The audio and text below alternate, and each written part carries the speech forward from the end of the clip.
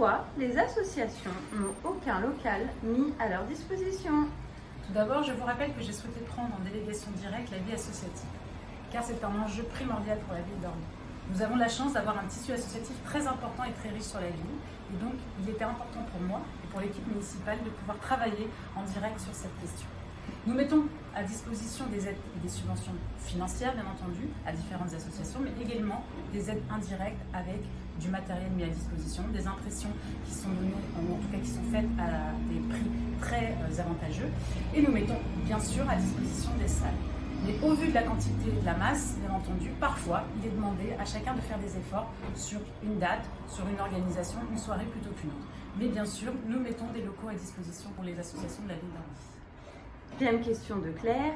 Les horaires de la maison des associations ne sont pas adaptés à la vie des adhérents. Nous avons la chance déjà d'avoir une maison des associations à la ville d'Orly, ce qui n'est pas le cas sur toutes les villes du département. C'est un outil qui est à la disposition des associations, qui leur apporte des informations et un lieu d'échange, mais également des possibilités parfois de se réunir en soirée, puisque nous avons déjà eu l'occasion de prêter à des associations cet équipement en soirée. Donc c'est possible, mais bien sûr dans un cadre et en adéquation avec ce que peuvent proposer les services. Donc oui, nous mettons également à disposition la maison des associations aux associations. Merci. Question de Marion. Peut-on mettre en place une conférence ou des ateliers de sensibilisation sur les arnaques bancaires?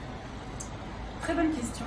Oui, je pense que c'est une très belle initiative qu'on pourrait avoir, puisqu'il existe déjà en plus dans le cadre du centre social et des événements qui sont portés par cet équipement, des ateliers thématiques qui sont proposés sur la parentalité ou sur d'autres sujets.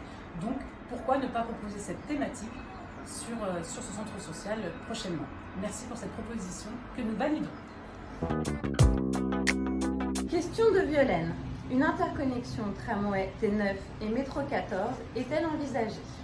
C'est un combat que nous menons depuis plusieurs années. Donc oui, nous l'envisageons et nous espérons l'avoir prochainement. En tout cas, c'est ce que nous portons auprès des différents partenaires. J'ai d'ailleurs rencontré en juillet dernier Valérie Pécresse, donc la présidente de région, qui nous suit dans cette demande et qui, j'espère, finira par aboutir. Maintenant, il ne reste plus qu'à l'État de venir abonder par des subventions. Et là, bien sûr, c'est un combat que nous continuerons à mener auprès d'eux. Donc oui, nous y arriverons en se mobilisant tous ensemble. Question de Lucius. Une réponse en message privé a été apportée à ce monsieur, mais bien sûr, s'il souhaite de plus en plus d'informations, qu'il n'hésite pas à revenir vers nous. Un mot pour la fin? Merci à tous pour votre participation et vos questions. Une nouvelle session va pouvoir s'ouvrir prochainement et des réponses vous seront apportées prochainement également. Merci encore.